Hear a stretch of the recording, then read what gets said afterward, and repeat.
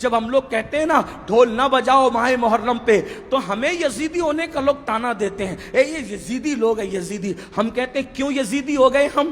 ہاں ہمارا حال تو یہ ہے کہ ہمیں ناسبی اور خارجی اہل بیت کا ذکر سن کے ہمیں رافضی کہیں، اور آپ کو ڈھول کے لیے منع کریں تو آپ ہمیں یزیدی کہیں۔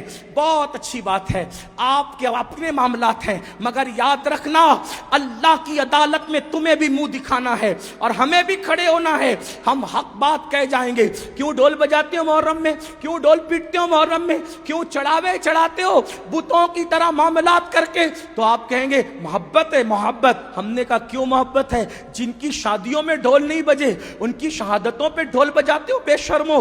آپ بتائیں مجھے، کوئی ثابت کر سکتا ہے امام حسن کے نکاح پہ ڈھول بجا، امام حسین کے نکاح پہ ڈھول بجا؟ جن کی شادیوں میں ڈھول نہیں بجے ان کی شہادت پہ ڈھول بجانے کا جگر لاتے کہاں سے ہو؟ کہا نہیں نہیں یہ عشق اور محبت ہے۔ ہم نے کہا اگر یہی عشق و محبت ہے، اگر یہی تقاضۂ محبت ہے کہ علی اکبر کے جسم کے جس دن ٹکڑے ہوئے ہوں، جس دن اللہ اکبر امام حسین کے سر کو نیزے پہ اٹھایا گیا ہو، جس دن بیویوں کی چادریں چھینی گئی ہو، اگر اسی دن ڈھول بجانا تقاضۂ محبت ہے، اللہ کسی کو وہ دن نہ دکھائے جس دن تیرے بیٹے کا ایکسیڈنٹ ہو اور تیرے بیٹے کا جوان بیٹے کا جنازہ اٹھ رہا ہو، اس وقت تو ڈھول بجانا، پھر سمجھیں گے کہ تقاضۂ محبت کسے کہتے ہیں۔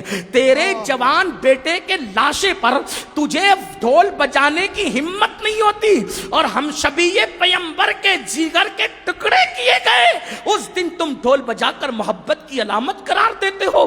شرم نہیں آتی؟ ذرا سوچو تو صحیح۔ سنیو، بدعقیدگی کے راستے ہم نے استوار کرنے کی کوشش کی ہے۔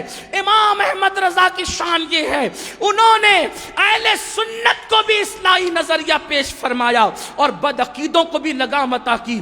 کم نصیبی یہ ہے ہم نے بدعقیدوں کے معاملے میں اعلیٰ حضرت کا موقف تو پیش کر دیا، لیکن اہل سنت کی اصلاح کے لیے انہوں نے جو باتیں پیش کی کہ ہم نے اس کی ہمت کی، اس لیے کہ ہم تو سوچتے ہیں فلاں صاحب ناراض ہو جائیں گے، فلاں صاحب۔ یاد رکھو قرآن کہتا ہے واللہ ورسولہ احق ان یرضوا، اللہ اور اس کے رسول زیادہ حقدار ہیں کہ ان کو راضی کیا جائے۔